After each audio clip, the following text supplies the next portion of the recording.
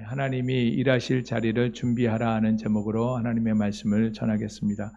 저는 지난 7월 첫째 주간에 교단에 있어 시행했던 목회자 영성대회에 참석한 이후에 우리 교회 하반기 목회 사역을 놓고 7월 29일 이번 주 수요일이죠. 이제 21일 작정 기도를 하고 있습니다.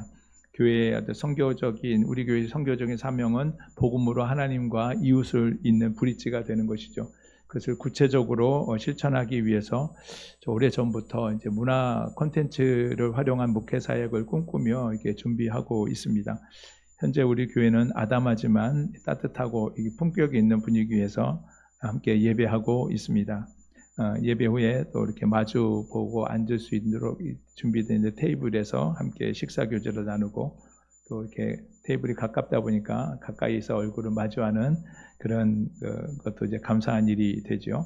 그러나 다음 세대 사역과 또 소그룹 모임이나 또 특별한 모임을 위해서 이렇게 별도의 또 공간이 필요하다 그런 생각이 듭니다.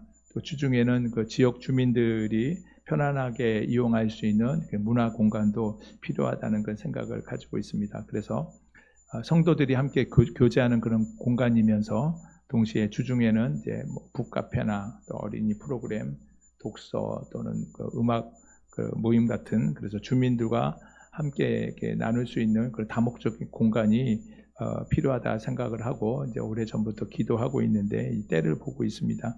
이것이 필요하니까 무조건 공간을 얻게 해주십시오라고 기도할 수만은 없는 일이죠. 그래서 정말 이것이 하나님의 뜻이라면 언제까지 이렇게 준비해 되어야 될지 또 하나님의 때를 분별하는 지혜를 얻기 위해서 이제 기도하고 있습니다.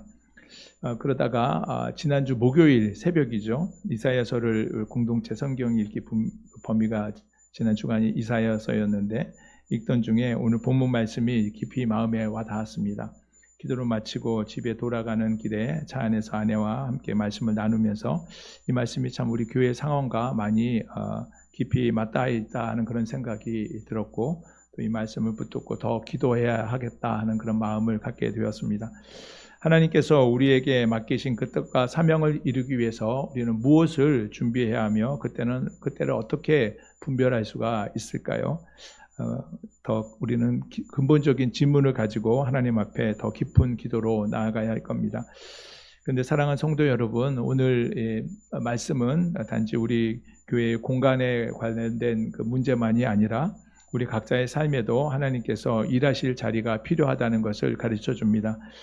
내 마음이 세상에 대한 두려움 때문에 너무 좁아져 있는 것은 아닌지 또 실패와 낙심 때문에 다시 시작할 그 자리를 닫아놓고 있는지 한번 돌아봐야 되겠습니다.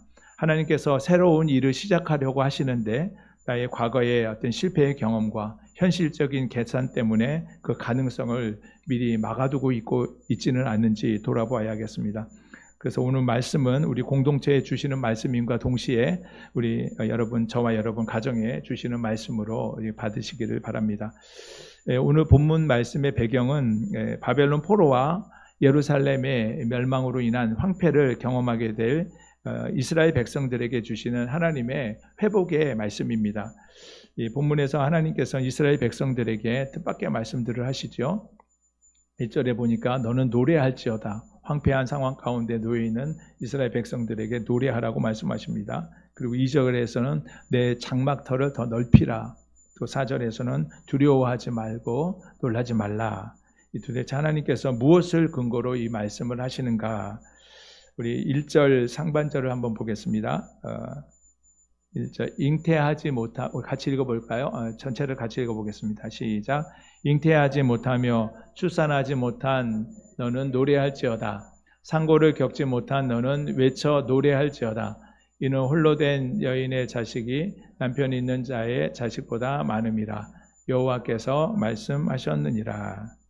하나님께서 이스라엘을 잉태하지 못하고 출산하지 못한 여인에 비유하여 말씀하십니다. 고대 사회에서 자녀가 없다는 것은 단순히 개인적인 아픔을 떠나서 가장 큰 수치와 또는 절망으로 받아들여지는 일이었습니다.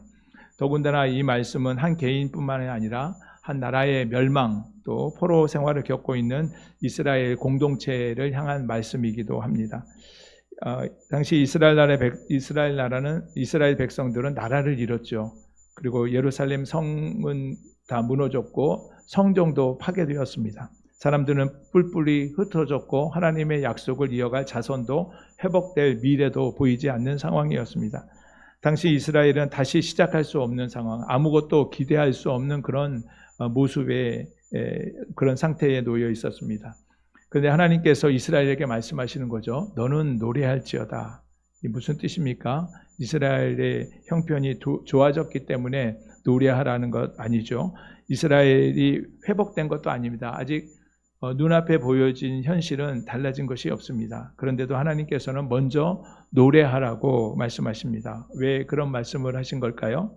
그것은 그들이 당면한 현실보다 하나님의 약속이 더 크기 때문입니다. 오늘 1절 후반부 1절 말씀을 다시 한번 보여주실까요? 여기서 이제 이는 세 번째 줄부터 읽겠습니다. 시작. 이는 홀로 된 여인의 자식이 남편 있는 자식보다 많음이라 여호와께서 말씀하셨느니라. 하나님은 자녀가 없어서 홀로 된 여인과 같은 이스라엘에게 앞으로 그의 자녀가 많아질 것이라고 약속하시고 계시죠. 아직 뚜렷한 증거는 없습니다. 그러나 하나님께서 이스라엘의 회복을 선언하고 계십니다. 여기서 중요한 것은 이스라엘에 처해진 어떤 상황이나 조건보다 여호와께서 말씀하셨다는 그 사실이 더 중요한 겁니다. 이스라엘의 회복은 그들의 어떤 가진 가능성이나 능력에 있는 것이 아니고 또 기다려보면 상황이 좋아지겠지 하고 하는 그런 낙관론에 있는 것도 아닙니다. 이스라엘의 회복의 근거는 오직 하나님께서 말씀하셨다 하는 그 사실에 있는 겁니다. 아무 현실이 그런데 우리는 아무 문제가 없습니다. 다 잘 될 것입니다. 라고 믿는다고 해서 그것은 믿음이 아니죠. 믿음은 현실을 부정하는 것이 아닙니다. 재정이 부족하면 부족한 것이고 사람이 적으면 적은 것이고 공간이 좁으면 좁은 것입니다. 하지만 믿음은 이 현실만을 바라보는 것이 아니라 현실보다 더 크신 하나님을 바라보는 것입니다. 사랑하는 성도 여러분, 우리의 삶에도 이렇게 황폐한 자리에 다다를 때가 있죠. 오랫동안 기도했지만 그 응답이 없을 때, 한번 실패한 후에 다시 도전하기가 어려워진 그런 마음, 사람에게 상처받은 것 때문에 관계의 문이 닫혀버린 경우도 있죠. 경제적인 어려움이나 건강의 문제로 미래가 보이지 않을 때도 있습니다. 이때 우리는 현재의 모습 앞에서 앞으로 이와 같은 상황이 계속될 것이라는 그런 생각을 갖게 되죠. 그러나 하나님께서는 너의 현재 상황이 너의 미래를 결정하는 것이 아니다. 내가 보고 있는 현실이 내가 쓰는 마지막 문장이 아니다 라고 말씀하십니다. 그렇다고 하나님께서 우리가 원하는 모든 방식으로 다 모든 문제를 해결해 주신다 하는 뜻은 아닙니다. 그러나 어떠한 황폐함 속에서도 하나님의 은혜와 회복의 능력이 더 크다 하는 것이죠. 우리 교회 현실도 마찬가지입니다. 교회는 그렇게 크지 않고 준비된 사람도 그렇게 많지는 않지만 그렇다고 작다고 하는 그런 이유로 믿음과 사랑과 또 기대까지 작아져서는 안 될 것입니다. 우리의 현재의 형편이 하나님의 마지막 결론은 아니기 때문입니다. 무엇이든지 시작은 작게 시작되는 것이죠. 하나님께서 말씀하시고 일하시면 황폐한 자리에서도 다시 시작할 수가 있는 겁니다. 이스라엘에게 하나님께서는 황폐한 성읍 가운데 있는 이스라엘에게 노래하라고 말씀하셨는데 그 하나님께서 더 이어서 내 장막터를 넓히라고 말씀하십니다.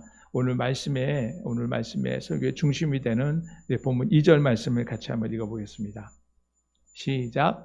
내 장막터를 넓히며 내 처소의 휘장을 아끼지 말고 널리 펴되 너의 줄을 길게 하며 너의 말뚝을 견고히 할지어다. 아멘. 이 한 구절에서 이 네 가지의 명령이 우리에게 주어지고 있습니다. 하나님은 장막터를 넓히라, 휘장을 아끼지 말고 넓게 펴라, 또 줄을 길게 하라, 말뚝을 견고히 하라 하고 말씀하십니다. 이 네 가지 동사로 된 이 명령들은 서로 따로 떨어져 있는 것이 아니고 장막을 넓히는 하나의 이제 과정을 우리에게 보여주는 겁니다. 첫 번째 보니까 내 장막을 넓히라 했습니다. 하나님은 아직 장막이 다 가득 차 있지도 않은 상황 가운데 또 다시 장막을 넓히라고 말씀하십니다. 이것은 하나님의 약속을 믿고 먼저 준비하는 믿음을 요구하시는 겁니다. 하나님은 앞으로 더 많은 자녀를 품게 하실 것을 약속하시면서 그들을 맞이할 수 있도록 장막의 터를 미리 넓히라고 말씀하십니다. 믿음은 모든 조건이 다 갖춰진 뒤에 움직이는 것이 아니죠. 하나님의 약속을 믿고 순종할 자리를 미리 준비하는 것이 믿음입니다.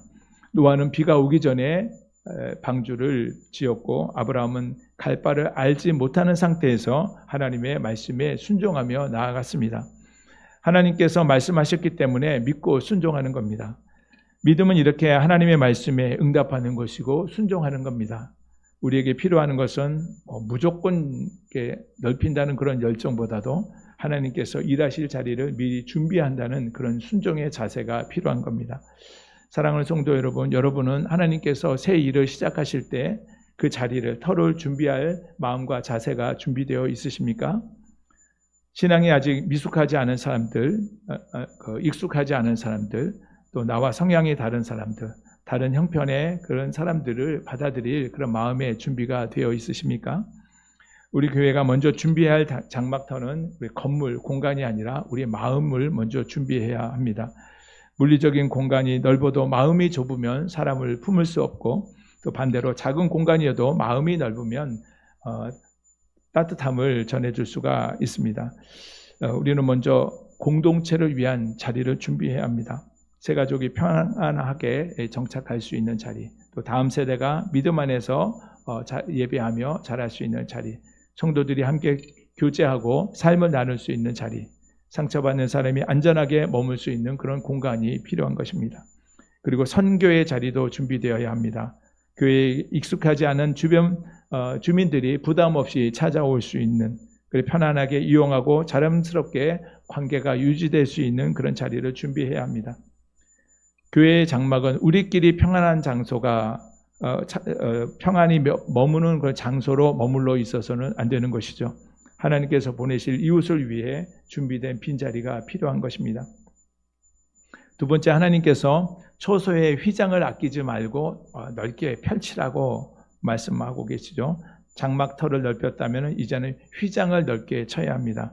여기서 휘장은 장막, 여러분 성막 그 그림 이미지를 좀 기억하십니까? 성막의 벽과 지붕을 두르는 천을 가리켜 이 휘장이라고 말하는데, 장막터를 넓혔다면 이제 그 위에 휘장을 넓게 펼쳐야 하는 것이죠. 이것은 무책임하게 일을 넓게 벌리라는 그런 뜻은 아닙니다. 두려움 때문에 하나님께서 주실 미래를 지나치게 제한할 필요는 없는 것이죠. 처소에 휘장을 아끼지 말라, 넓게 펴라는 것은 마음을 열고 사랑의 손을 넓게 펴서 하나님께서 보내실 그 사람들을 품을 마음의 준비를 하라 하는 그런 뜻입니다. 앞으로 우리 교회에 새 가족이 오면 내가 더 익숙한 자리를 또 양보해야 될 때도 있습니다. 그러나 사람을 품으려면 내 편안함만을 지킬 수는 없는 것이겠죠. 사랑으로 휘장을, 사랑의 손을 넓게 펼쳐야 하는 것입니다. 하나님께서 일하실 자리를 준비하시기 위해서 준비하기 위해 우리의 나의 편안함을 좀 더 내려놓고 처소의 휘장을 아끼지 말고 널리 펴므로 또 마음을 넓게 열고 시간과 관심과 사랑을 또 새 가족에게 널리 펴므로 또 하나님께서 일하실 자리를 준비하는 저와 여러분이 되시기를 주님의 이름으로 축복합니다. 세 번째는 너의 줄을 길게 하라고 말씀하십니다. 장막의 어떤 줄이 길어질수록 그 장막은 더 넓어지고 커지는 법이죠. 그러므로 줄을 길게 하라는 것은 사람을 더 많이 품을 수 있도록 장막을 더 넓게 만들라는 의미입니다. 우리 교회도 줄을 길게 해야 합니다. 교회 안에 있는 성도들에게만 머물러서는 안 되겠죠.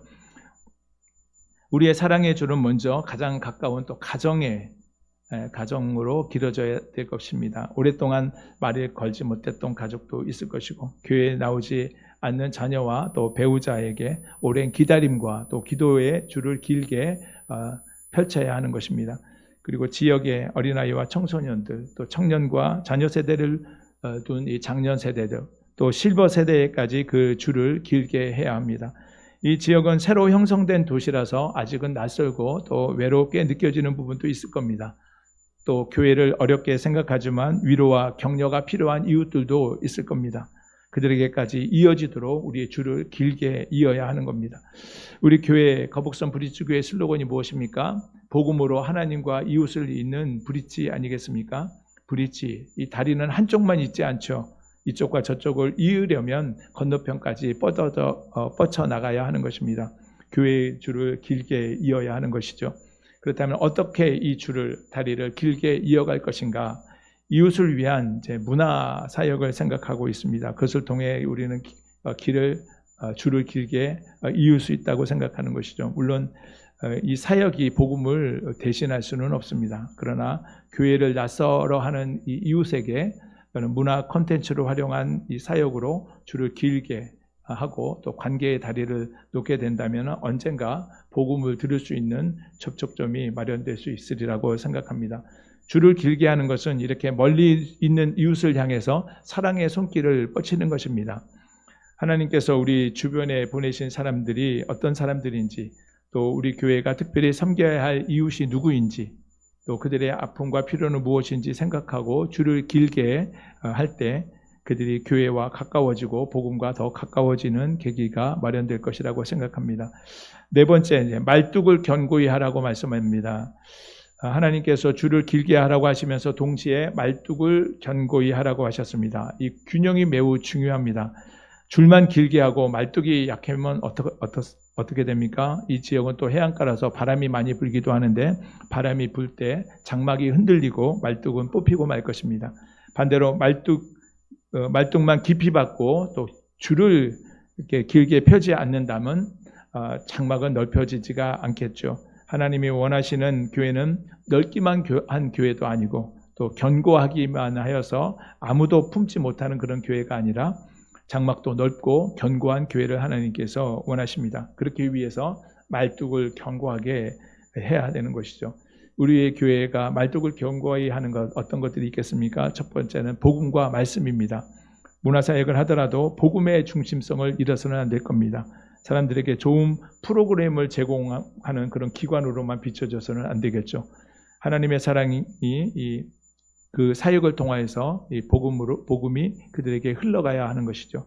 또한 사람의 아이디어와 제안에 흔들리지 않고 하나님의 말씀 위에 굳게 서야 할 것입니다.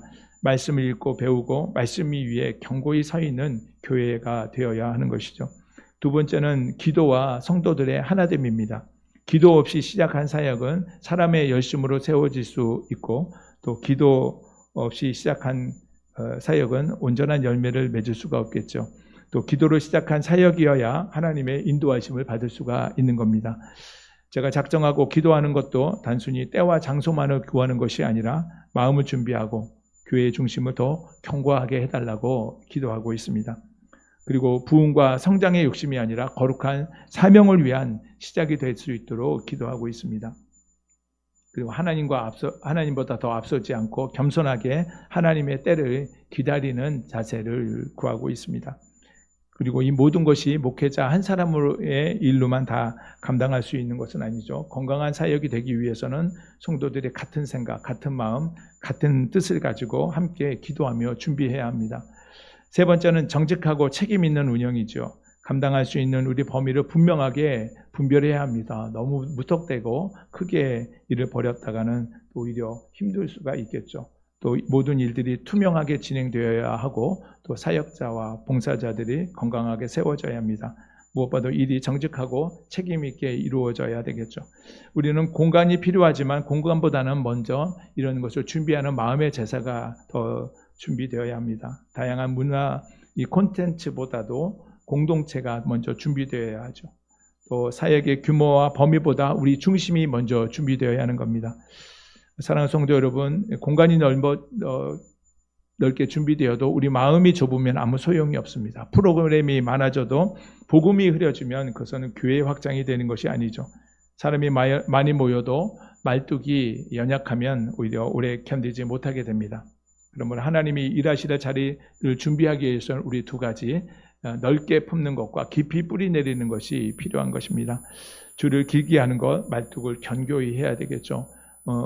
올해 2026년도 우리 교회의 표어가 무엇입니까? 더 깊이 뿌리 내리고 자라가는 해입니다.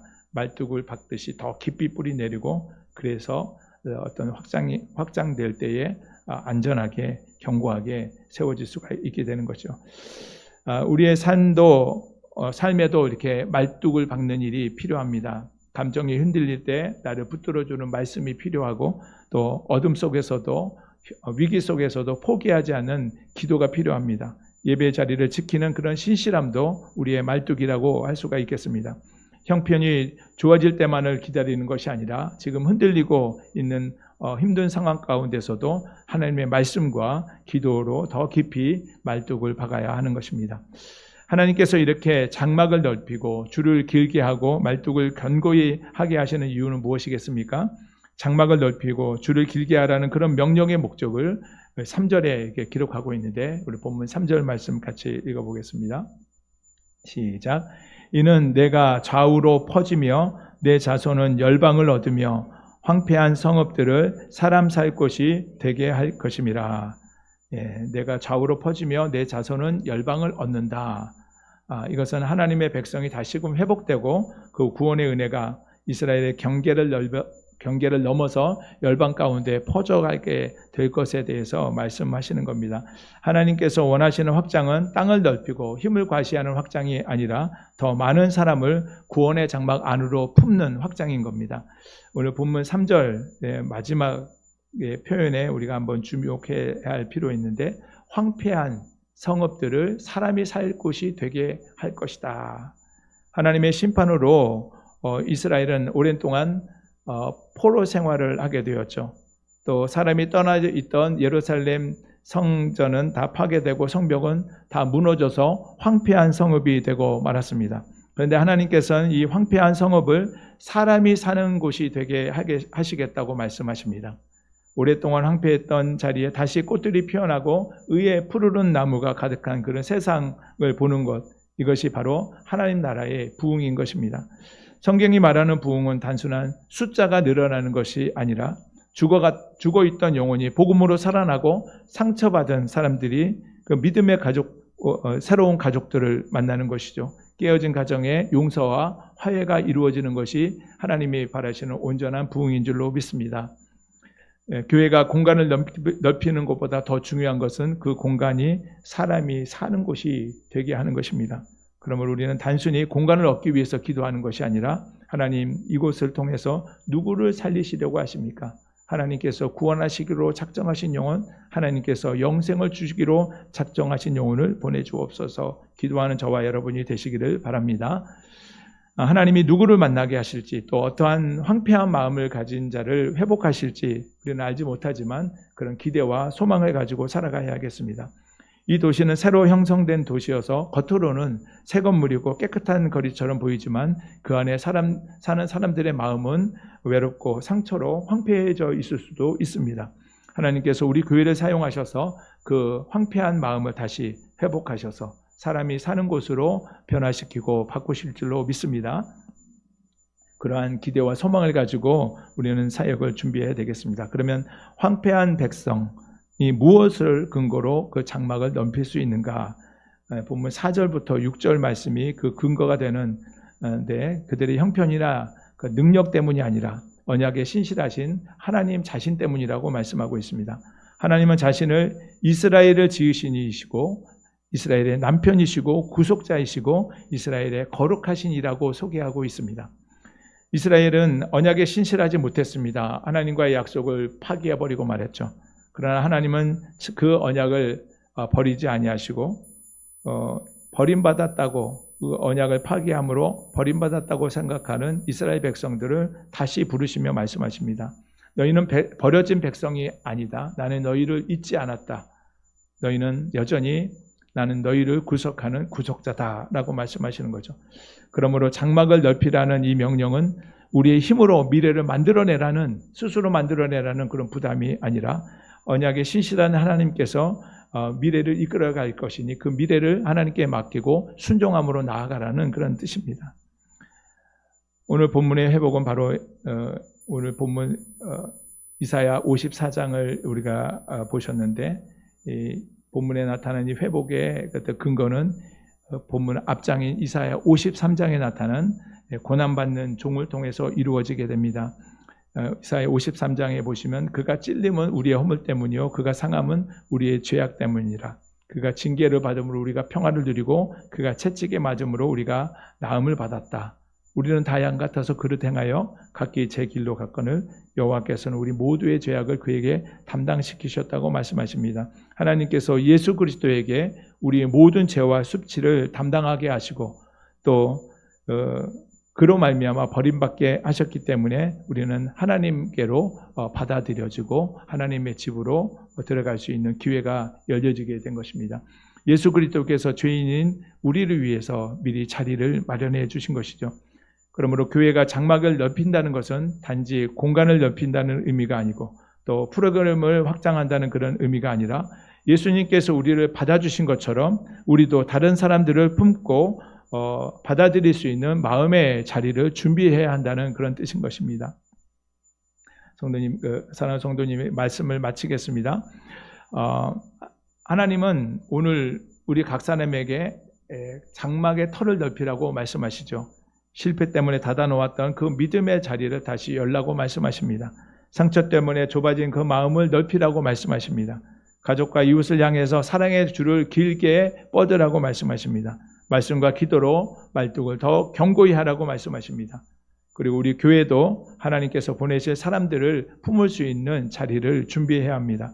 장막은 우리가 준비하지만 그 장막을 채우시는 분은 하나님이십니다. 하나님께서 사람을 보내시고 마음을 열시고 또 황폐한 자리, 그 황폐한 마음을 회복하실 그 사람들을 보내주실 것입니다.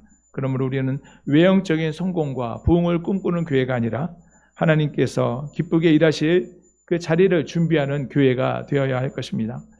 말씀과 기도와 복음의 말뚝을 깊이 받고 또 이웃을 향해서 사랑과 섬김의 줄을 길게 뻗을 때 상처 입은 사람 또 그 다음 세대 또 지역 주민들을 넉넉하게 품을 수 있는 우리는 장막을 준비해야 하는 것입니다. 우리 개인의 삶과 가정과 우리 하나님께서 세우신 거북선 브릿지 교회 안에 하나님께서 일하실 자리를 믿음으로 준비하는 저와 여러분 또 그것을 통하여서 하나님의 귀한 사역을 함께 동력하여 이루어가는 저와 여러분의 삶 되시기를 주님의 이름으로 축복합니다.